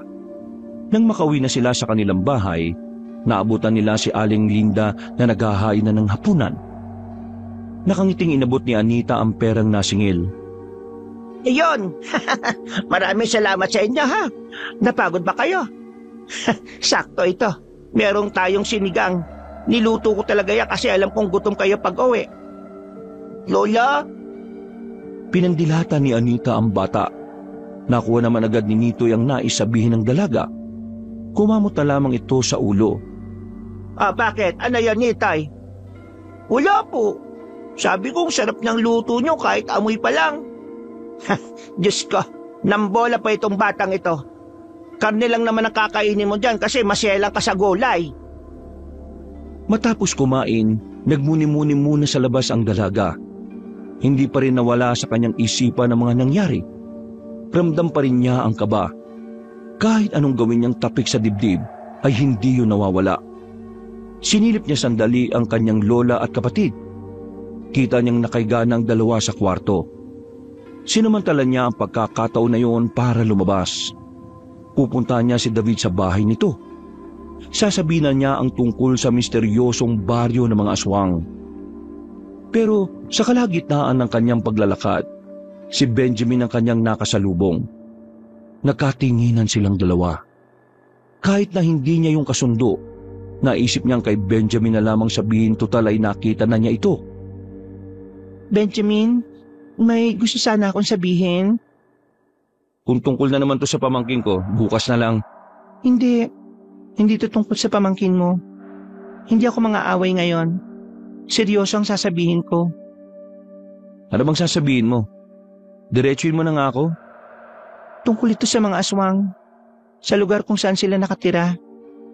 Sa mga aswang? Teka, anong nalalaman mo? Nung nakaraan, yung kinuwento ko sa inyong niligaw ng pamangkin mo yung kapatid ko, meron kaming natuklasan na isang lugar noon. Mga aswang ang naroon. Paano mo naman nalaman na aswang yon? Nakita mo ba? Oo, kitang-kita ng dalawang mga mata ko. Kami magkapatid. Pangit ang mga mukha nila.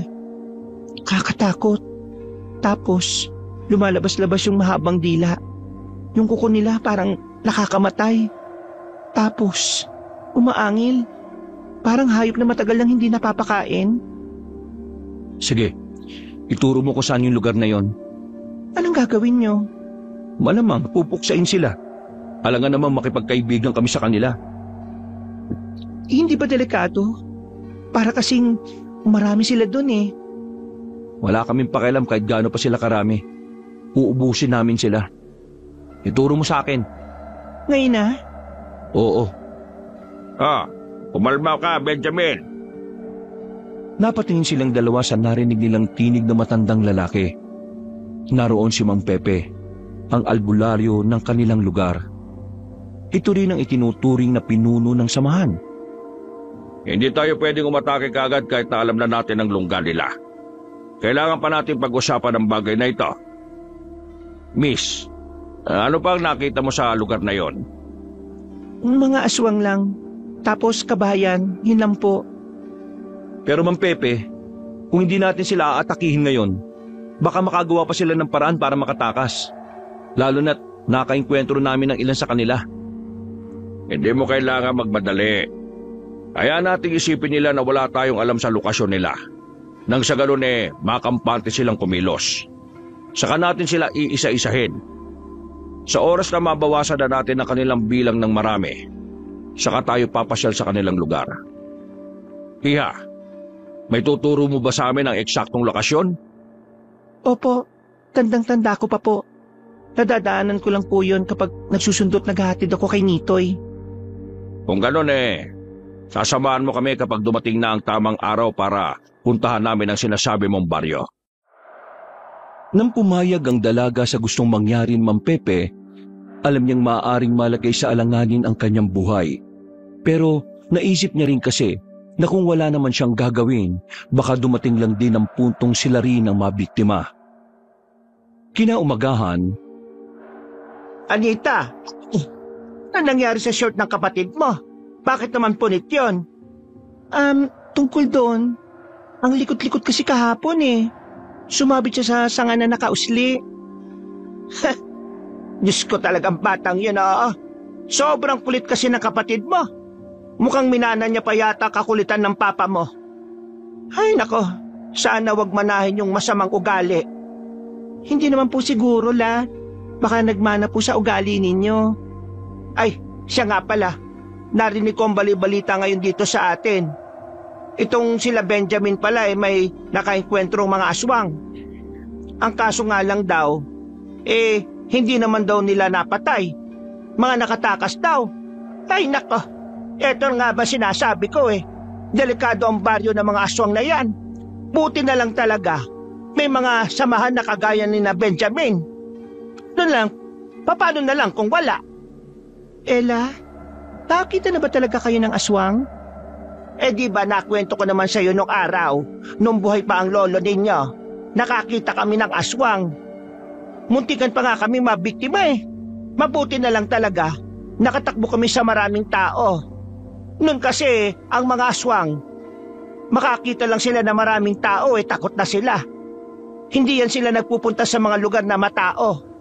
Pero ngayon, kakatakot na.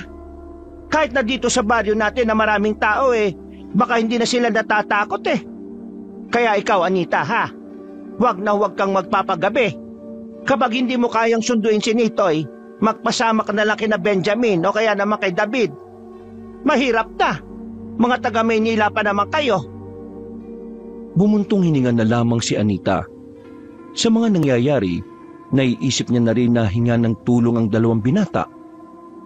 Ibaba na lamang niya ang kanyang pride dahil mas mahalaga sa kanya ang kaligtasan ng kapatid. 5 araw pa ang nakalipas, naging maayos naman ang buhay ng dalaga at ng kanyang pamilya. Sa kabila ng mga kababalaghan na nangyayari, nanatiling payapa ang mga buhay nila.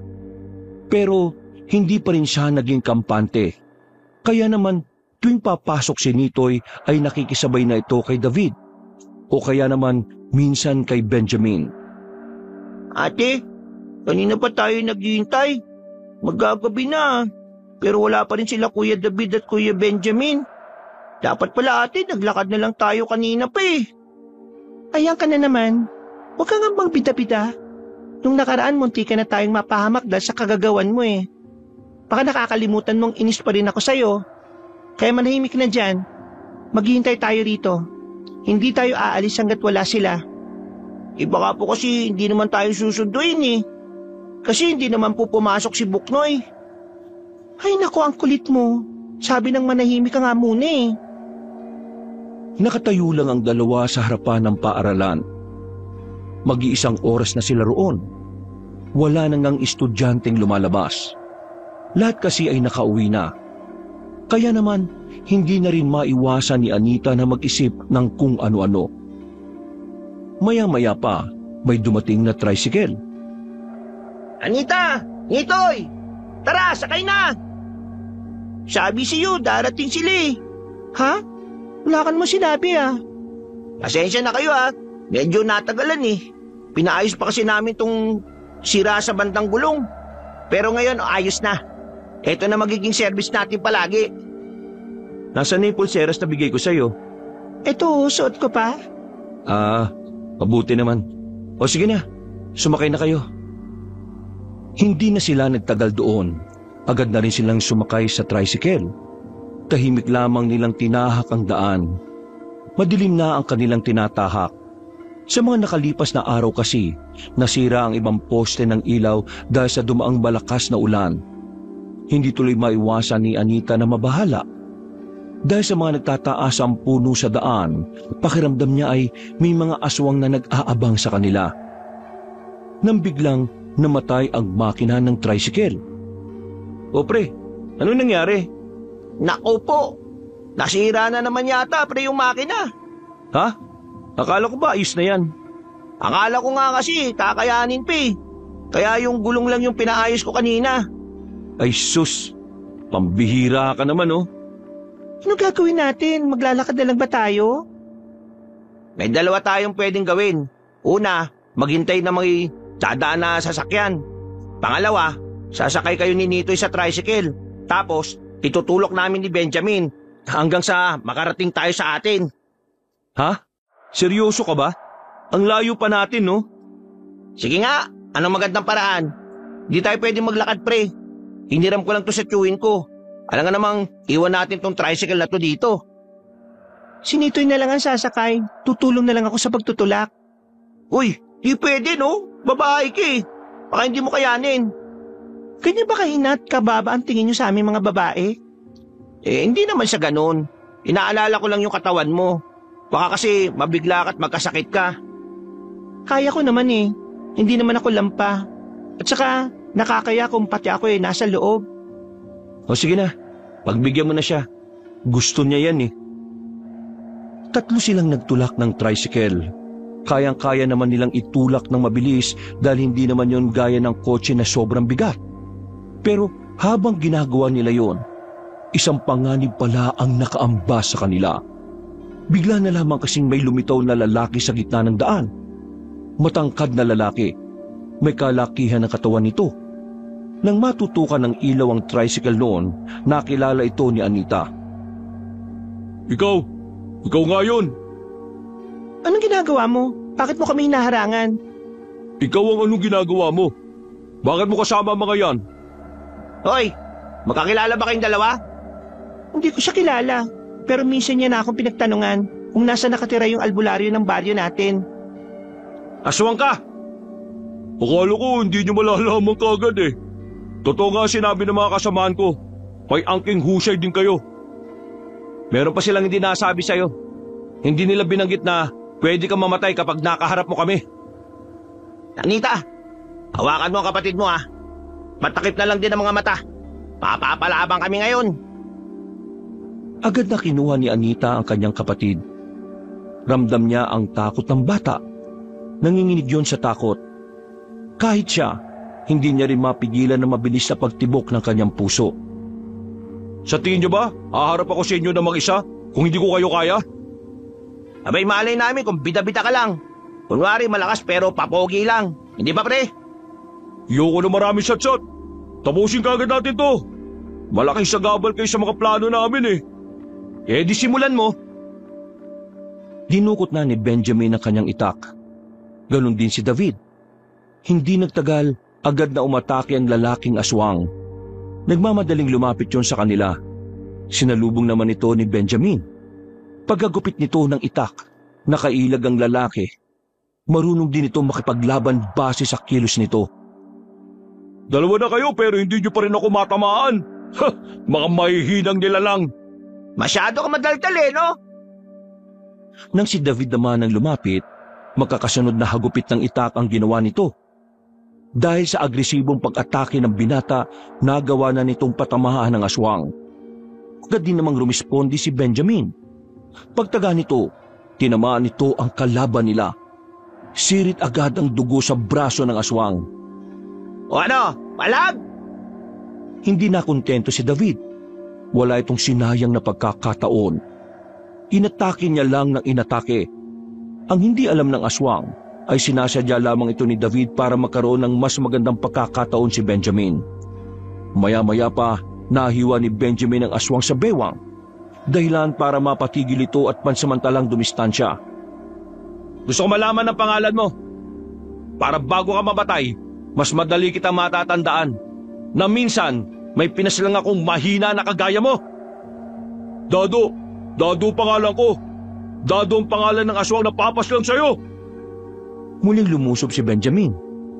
Pero sa pagkakataong ito ay tila biglang lumakas ang kalaban nila. Bumilis din ang kilos nito kumpara sa mga naunang minuto. Tinamaan ng suntok si David. Natumba agad ito dahil sa lakas ng kamao ng kalaban nila. Mabuti na lamang, agad na nakaresponde si Benjamin. Hinataw nila ulit ng itak ang lalaki, pero hindi na yun tinamaan. Mabilis na nakaiwas ang aswang. Sa halip, isang malakas na suntok din ang pinatama nito sa tagiliran ni Benjamin. Nabitiwan ng binata ang itak. Dinakma siya sa ulo at saka binalibag na malakas. Tumama pa si Benjamin sa harapan ng tricycle. Sa puntong ito, nabahala na si Anita. Sa nakikita niya, tila mahihirapan ng manalo ang dalawang binata. Nag-isip na siya kung tatakbo na silang magkapatid, pero tila nabasa yata ng aswang ang binabalak niya. Tumingin yun sa kanya ng nakangisi. Kaya naman, hindi na rin siya nakagalaw sa kanyang kinatatayuan. Ano? Tatakas ka? Ha! Kala mo makakatakas ka? Wala ka namang kayang gawin ngayon nakabulagta na tong dalawang to oh. Wala ka na rin pag-asang mabuhay pa. Pati na rin ang batang kasama mo. Wag! Siya'y damay! Wag na lang! Hoy! Kami kalaban mo! Wag ang mga taong alam mong walang laban sa'yo! Oh! Nakakabangon pa pala kayong dalawa ha? Akalain mo nga naman. Akala ko ganun lang kayo kahina eh. Pinahangaan niyo ako ah.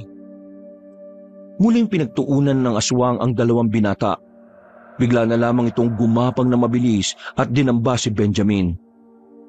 Humaba ang kuko nito. Nang kakalmutin na sana nito si Benjamin, bigla na lamang may tumarak na palakol sa ulo ng aswang. Dahil dito, agad na nakaalis si Benjamin sa ilalim ng kalaban nila. Pagtingin nila sa gilid, naroon si Mang Pepe, ang albularyo na pinuno ng kanilang samahan. Mang Pepe, paano kayo napadpad dito? Kung saan may gubat, dapat alam niyong sa gabi nandun ako. Sa wakas, nakita ko na rin ang isang to. Hoy, ikaw! Matagal mo na akong hinahanap, di ba? Oo, ikaw nga! Pepe! Gigewang-gewang na ang aswang. Napuruan ito ng palakol sa ulo. Pasensya ka na at hindi tayo nagkaroon ng matinong laban. Inabutan kita sa ganitong paraan. Pero bagitong aswang ka pa. Hindi ko ang gusto ko makaharap. Nasaan ang amo mo? Hindi na sumagot ang aswang na si Dado. Tumawa na lang ito hanggang sa tuluyan na nga itong bumagsak at malagutan ng hininga. Napailing na lamang si Mang Pepe. Kayong dalawa naman, ang tagal nyo na sa sabahan, hindi nyo malang inayos tong laban. Kung kanino nyo pa binira sa ulo yan, edi patay na yan. Masyado kasi siyang mabilis kanina. Pasensya na ho. Walang magagawa ang pasensya. Ang mahalaga, ligtas na kayo. Napatay natin ang kanang kamay ni Efren. Teka, kasama niyo pala ang magkapatid. Anita, ayos lang ba kayo? Opo, ayos lang po kami. Kinabahan lang po kami kasi akala ko makakain na kami ng mga aswang. Huwag kang mag-alala, ligtas ka na. Patay na ang aswang na ito. Ate, uwi na po tayo. Natatakot na po ako eh. Baka mamaya kainin tayo ng mga aswang. Nitoy, wala ka nang dapat nang ikatakot. Makakauwi na tayo ng ligtas.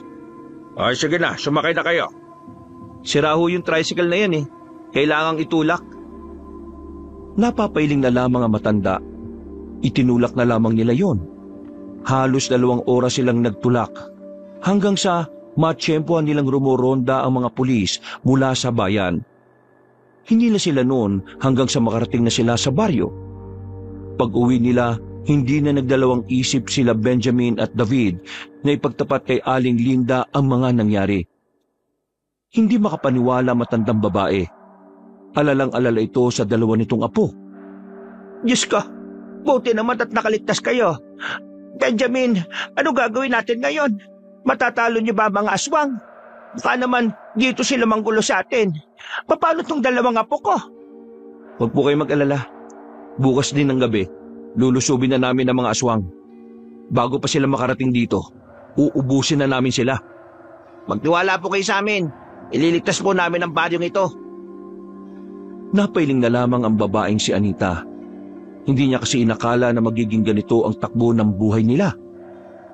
Tinakasan nila ang magulong buhay sa Maynila, pero mas mapanganib naman ang dinadanas nila.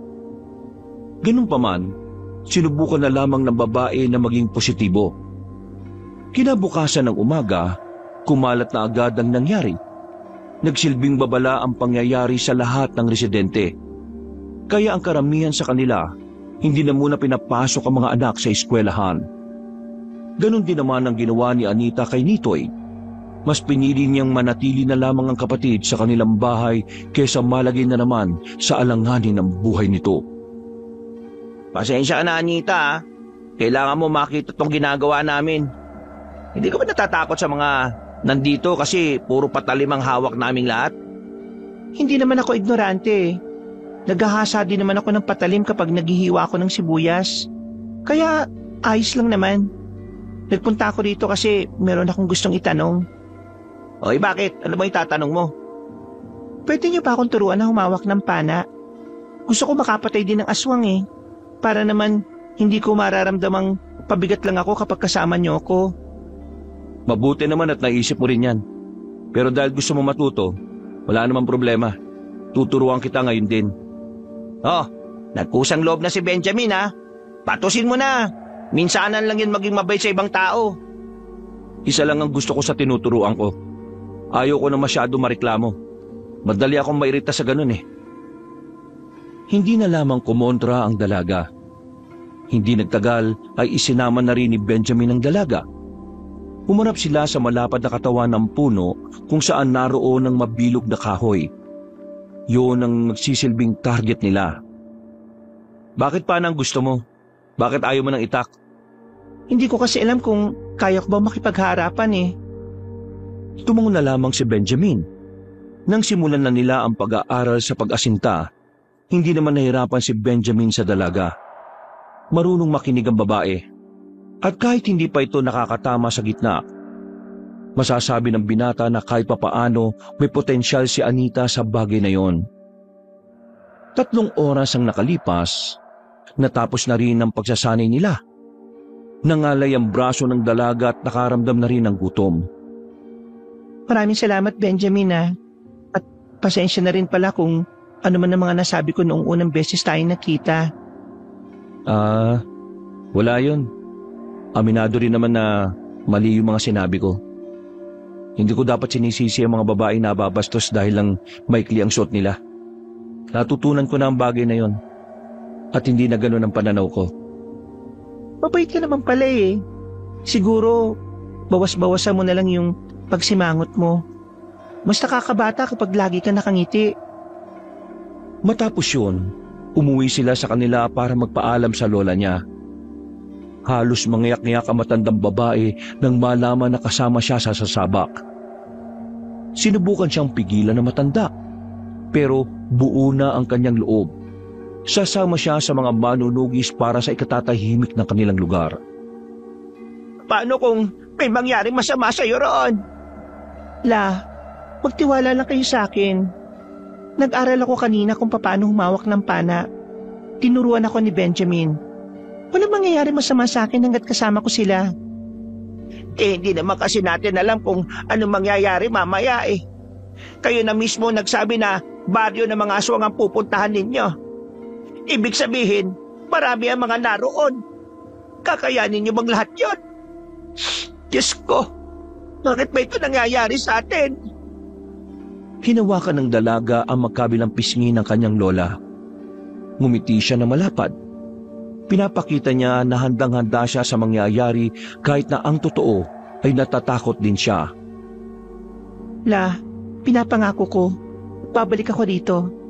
Kailangan ko lang talagang gawin ito para makatulong ako para sa baryo natin.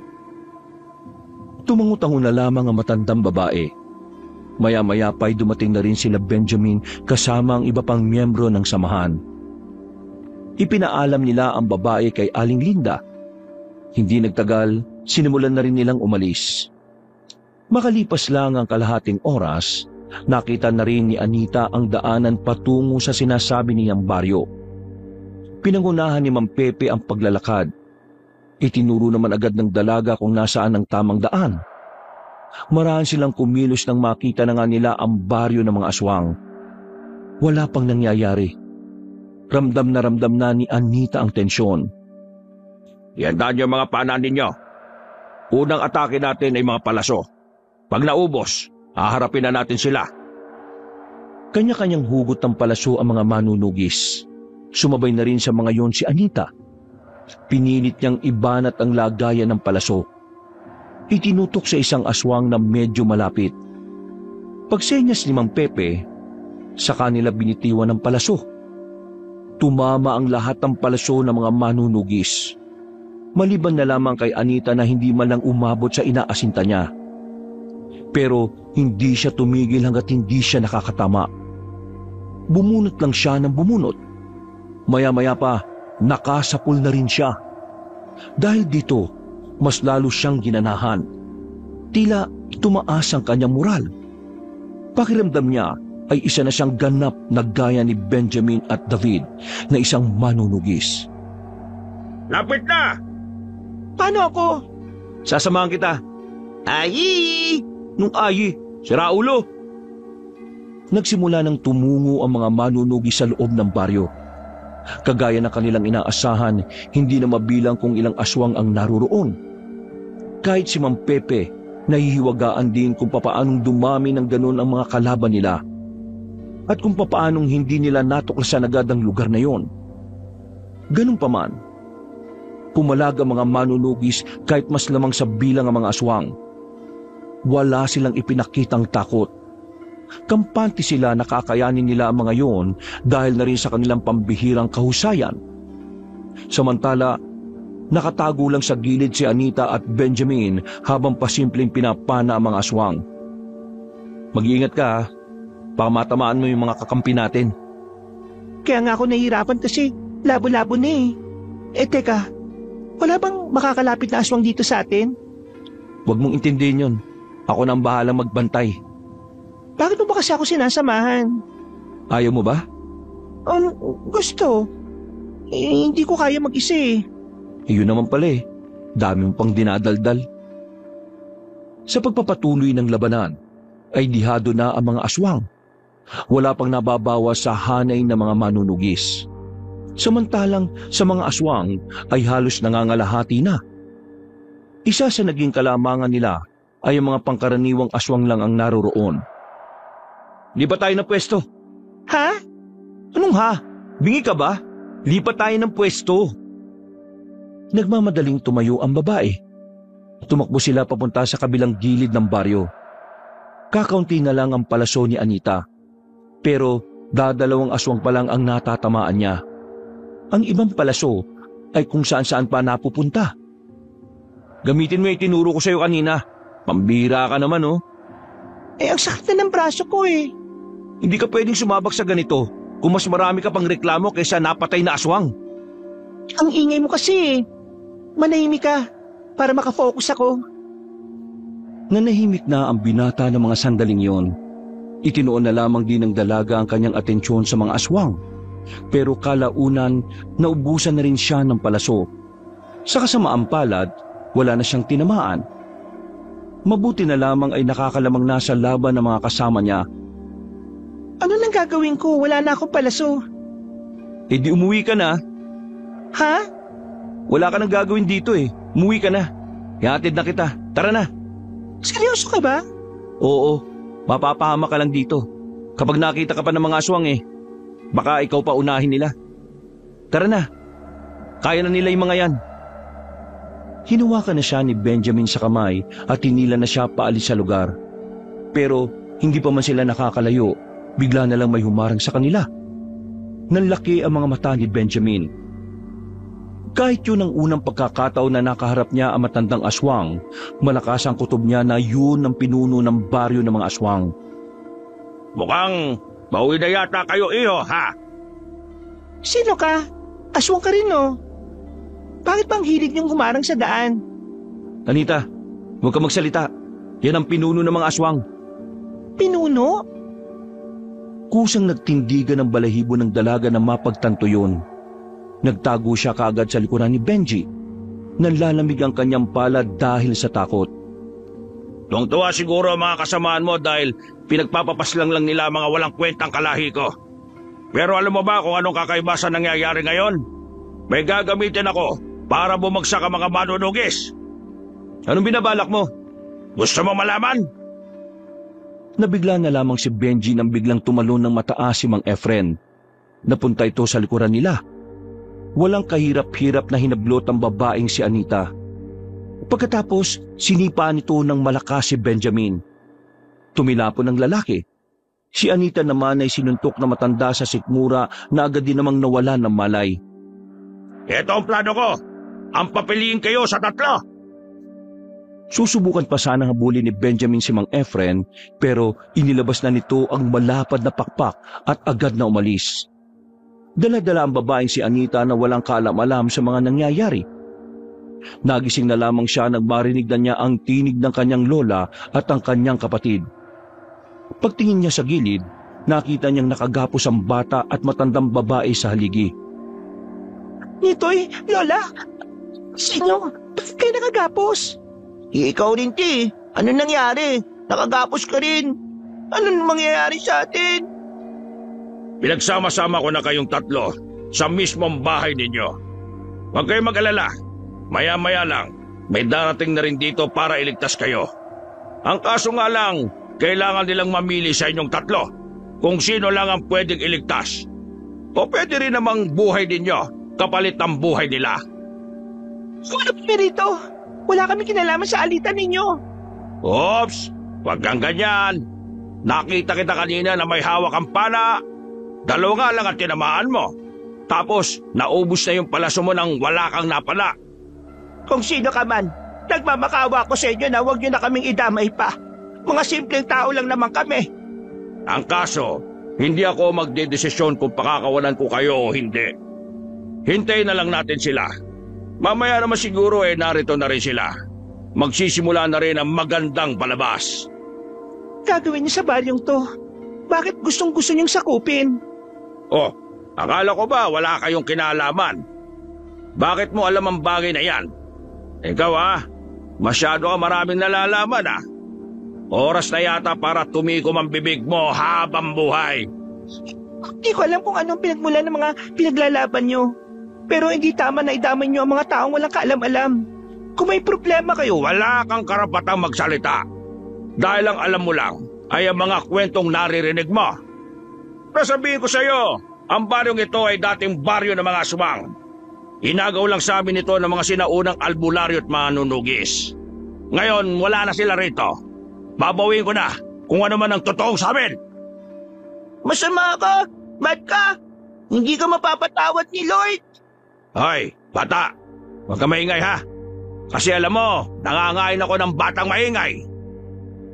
Bigla na lamang nagbagong anyo na matandang aswang. Lalong naiyak ang batang si Nitoy. Nanginginig na ito sa takot. Naihina rin ito sa salawal. Nakikiusap ako. Huwag mo nang takutin ang apo ko. Wala siyang kinalaman dito. Bata lang siya. Okay, sige. Madali naman akong kausap eh. Maawain din naman ako sa mga bata. Muling ibinalik ni Mang Efren ang itsura niya sa dati. Tawa ito ng tawa. Para nitong mamamatay sa kakahagalpak. Awang-awa naman si Anita sa kanyang kapatid. Nagsarado ang kanyang mga kamao. Napaksama mo. Maraming salamat sa papuri, Iha. Ang mga ganyang salita ay mas lalong nakakapagpagana sa kalooban ko. Biglang napalingon si Mang Efren nang maramdaman itong may mga dumating sa labas. Winasak nito ang pintuan at ninihagi sa labas. Mula sa loob, natanaw ni Anita sila Benjamin sa labas. Kasama na nito si Mang Pepe at si David. Nandyan na pala kayo. Mabuti naman at dumating na kayo kaagad. Kanina pa kasi ako naghihintay eh. Akala ko pababayaan nyo na lang na mamatay itong tatlo sa loob eh. Gawain ba talaga ng isang pinunong aswang na gamitin ng ibang tao para makalabag sa laban? Matanda ka na. Dapat alam mo na isang tunay na leader kayang umisip ng magkakaibang paraan para manalo sa laban. Kung gano'n masasabi kong mangmahinang paraan ang naisip mo. Sige, sabihin na nating mahina. Pero ito ang problema natin ngayon. Namili ka, buhay mo o buhay nilang tatlo. Sinasabi mo bang pakakawalan mo sila kung sasama ako sa'yo? Sasama sa akin. Pakakawalan ko lang sila kapag napatay kita ngayon. Ikaw lang naman ang problema ko eh. Wala akong pakialam sa mga bata mo dahil wala ngang kwenta mga yan. Pakawalan mo muna sila, saka ako papayag sa gusto mo. Hindi naman ako bata para gawin yon. Ikaw ang lumapit sa akin, saka ako sila pakakawalan. Huwag tayong maglukuhan dito. Kung ganyan ang gusto mo mangyari, wala tayong mapapala kasi hindi ako magtitiwala sa'yo. Kung patayin ko na lang kaya sila, kaya niyo bang makita na mga nakakalat ang mga laman loob nila? Natigil ang kanilang pag-uusap nang maramdaman ni Mang Efren na may paparating na palaso sa kanyang direksyon. Pinukulan na pala ito ni David na nakatago sa di kalayuan. Pero sa kasamaang palad, nasalo na matandang aswang ang palaso. Kinuha naman ni Mang Pepe ang pagkakataong yon para tagain si Mang Efren. Tinamaan niya yon sa dibdib. Sa puntong ito, napadistansya na ang kalaban sa mga sandaling yon. Mabilis namang tumakbo si Benjamin sa loob ng bahay para pakawalan sila Anita. Kailangan ko kayong alisin dito. Saan tayo pupunta? Anong gagawin natin? Basta, kailangan yung lumayo. Natanggal na rin ni Benjamin ang kanilang pagkakatali. Wala silang sinayang na pagkakataon. Habang kinakalaban ni Mang Pepe ang pinuno ng mga aswang, agad na rin silang tumakbo sa likod ng bahay. Sa daan ay sinalubong naman sila ni David. Dito tayo, dali! Binuhat na ni Benjamin ang batang si Nitoy, habang si David naman ang bumuhat sa matanda. Karipas ang takbong ginawa nila makaalis lamang doon. Bawat kabahayan nga na nadaraanan nila ay nag-aalok na papasukin sila. Pero hindi nila yung pinato sa kadahilanang madadamay ang mga residente sa nangyayari. Maya-maya pa, nakarating na rin sila sa kalsada. Sumakto naman ang merong dumaan na jeep. Pinara nila yun at agad din naman silang sumakay. Pag-andar ng sasakyan, ay bigla na lamang merong humila kay Anita palabas. Bago marurot ang jeep ay tumalon din palabas. Sinuntok ni Anita sa pagitan ng hita ang matandang aswang kaya nabitiwan siya nito. Visit! Akala niyo matatakasan niyo ako? Dito ka lang! Akong bahala rito! Ikaw? Haharap sa akin? Nagpapatawa ka bang pinata ka? Para mong sinabi na pinalaban mo yung pusa sa leon. Kung ano man ang ginawa mo kay Mang Pepe, sisiguraduhin kong pagbabayaran mo yon. Papatayin ko na lang kayong lahat para wala ng problema. Tumalon ang aswang papunta sa binata. Nailagan ni Benjamin ang unang suntok na ginawa nito. Bumunot ang kutsilyo si Benjamin. Nang makakuha ng tamang pagkakataon ay agad niyang sinaksak ito sa tagiliran. Sinundan niya pa yun, pero nakalayo na kagad si Mang Efren. Nagbago na ng anyo ang matanda nang magalit ito sa ginawa niya. Walang ano-ano, mabilis na nakalapit ang aswang sa binata. Kinalmot nito si Benjamin. Hindi pa yun nakontento, kinagat pa nito ang hita ni Benjamin. Buti na lamang ay nagawa nitong tusukin si Benjamin sa mata, kaya kahit papaano ay nagkaroon siya ng pagkakataong makabangon. Iika-ika itong tumayo. Kukunin na sana nito ang kutsilyong nabitiwan, pero bigla siyang sinipa sa mukha ni Mang Efren. Bulagta ang binata. Umikot ang paningin nito. Muling umibabaw si Mang Efren kay Benjamin. Akmang tatapusin na sana nito ang lalaki, pero nagulat na lamang ito na makaramdam na ito ng hapdi sa likuran. Pinagsasaksak ito ni Anita ng ilang beses. Tinatadyo ng dalaga. Doon niya ibinuhos ang lahat ng kanyang galit. Napaatras si Mang Efren. Umagos na ang dugo nito. Nalilisik ang mga matang nakatingin kay Anita. Wisit kang babae ka! Ang kapal ng mukha mong pakialam, wala ka namang kwenta! Dapat sa'yo, maagang pinagpapahinga! Lalapit pa sana ito kay Anita, pero hinawakan ito ni Benji sa paa. Kaya naman hindi na ito napilitang makalapit sa dalaga. Malakas na sampal ang natanggap ni Anita. Sa lakas ng sampal ay bumagsak siya kaagad. Nanlalabo ang kanyang paningin sa sobrang hilo. Naramdaman na lamang niyang hawak-hawak na ni Mang Efren ang kanyang buhok. Humaba ang kuko ni Mang Efren habang nakatingin sa liig ng babae. Lalagyan kita ng gribo sa leeg mo! Visit! Isang palaso ang tumarak sa bandang batok nito. Dumating si Mang Pepe. Wala man lang itong kagalos-galos. Agad itong lumapit sa aswang. Si Mang Efren naman ay lumayo muna saglit.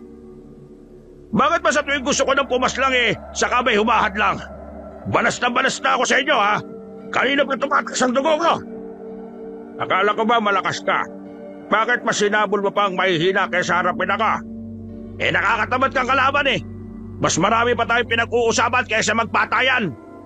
Kung patayan ang gusto mo, pwede naman natin ituloy ngayon. Binunot na ng matandang albularyo ang mahaba nitong itak na kinakalawang na ang patalim.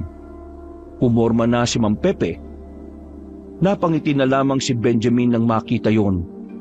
Alam kasi ng binata na kapag gano'n na ang tindig ni Mang Pepe, seryosong-seryoso na ito sa laban. Si Anita naman, bagamat malinaw na ulit ang kanyang paningin, hindi pa rin siya makatayo. Nakikita niya ang mga nangyayari pero wala siyang magawa. Parang panandali ang nakomatos ang kanyang katawan. Benjamin, Anita, igaganti ko kayo sa siraulong ito. Manood na lamang kayo at magpahinga. Tingnan natin kung tumagal ka sa akin. Pabalasayan kita, makikita mo! Parang mabangis na hayop na lumusob si Mang Efren. Ang mahaba nitong kuko ang nagsisilbi nitong sandata. Pero madali lang yung nasasalag ni Mang Pepe gamit ang itak nito. Kalaunan, tinamaan si Mang Pepe sa balikat. Pero hindi yun naging dahilan para mapabagal ang kanyang galaw. Tila walang nangyari. Normal pa rin ang kilos. At ang bawat wasiwas nito ng itak ay nagdudulot pa rin ng pagkabahala kay Mang Efren. Nagkaroon na ng pagtataka ang aswang. Hindi nito malaman kung papaanong tumatagal ang matandang gaya ni Pepe. Si Mang Pepe naman, ilag lang ng ilag. Binabasa nito ang bawat kilos ng kalaban. Mga ilang sandali lang, nakakuha na ito ng tamang pagkakataon.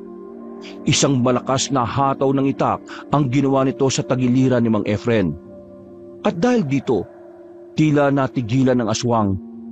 Nanlalaki ang mga mata. Hindi makapaniwala sa nangyari. Pinagbibigyan lang kita kanina. Dalawak mo ang 3 sibilyan. Pero ngayong wala akong dapat na alalahanin pa. Ipapakita ko sa iyo ang tunay na ako. Oh, bakit? Sino ka ba? Isa ka ba sa anak ng mga sinaunang manunugis na nagnakaw sa baryong ito? Oo. Ako ang isa sa anak nila. At hindi nila ninakaw ang baryong ito. Kayo ang unang nagpalaya sa mga taong naririto noon. Binawi lang ng mga ninuno namin ng lupain ito. Kasinungalingan! Pagmamayari ng mga aswang ang baryong ito. Hindi ko sa inyo! Wala na akong pakialam kung anong gusto mong paniwalaan. Ang malaga na lang sa akin ay narito ako para pigilan ka sa mga pinaplano mo. Bigla na lamang lumundag ang matandang aswang papunta sa kinahihigaan ni Anita. Sa puntong ito, nagkaroon na naman ng kahinaan si Mang Pepe. Masyado itong nalibag sa pakikipag-usap. Hindi na nito namalaya na ang distansya lang pala ng dalaga sa aswang ay malapit lang. O ano? Hindi ka yata makapagsalita. Bakit? Takot ka bang mapahamak siya? Duwag! Isa ka malaking duwag! Manahimik ka dyan! Wala kang ibang gagawin dito kundi ang maging kapalit ng buhay niya. Ngayon, albularyo, mamili ka ulit. Ikaw o ang buhay nitong babae na ito. Mang Pepe, hayaan mo ako. Piliin mo ang sarili mo. Tuso talaga mga aswang kahit na kailan. Pero para sabihin ko sa iyo, hindi mo ako mapapaslang kahit gamitin mo pa sa akin ang babaeng yan. Ha! Sinasabi mo bang mas pipiliin mo ang sarili mo kaysa sa kanya? Mismo! Anong klaseng pinuno ka? Siya na rin naman ang nagsabi, di sige. Sige! Akala mo hindi ko itutuloy? Manood ka! Nang dadakmay na ni Mang Efren ng dalaga si Leeg, ay bigla na lamang itong nakaramdam ng sakit ng ulo. Nabitiwan niya ulit ang babae. Napahawak pa matandang aswang sa ulo niya na sobrang sakit. Anong nangyari sa akin? Hindi ko suot ang pulseres kanina kaya mo kong hawakan. Pero ngayon, pasensya ka na lang. Kung kanino mo pa sana sinuot yan, di sana. Hindi ka nabitbit. Pasensya na. Akala ko kasi kasama kita sa lahat ng oras kanina Kaya naging kampante ako na hindi suotin to. Katangahan yan. Pambira ka naman, oh. Natuon ang atensyon nila kay Mang Efren. Hilong-hilo pa rin yun dahil sa pulseras na proteksyon ni Anita. Hindi na nagsayang ng oras si Mang Pepe. Mabilis itong tumakbo palapit at saka itinarak na ang itak sa tiyan ng aswang.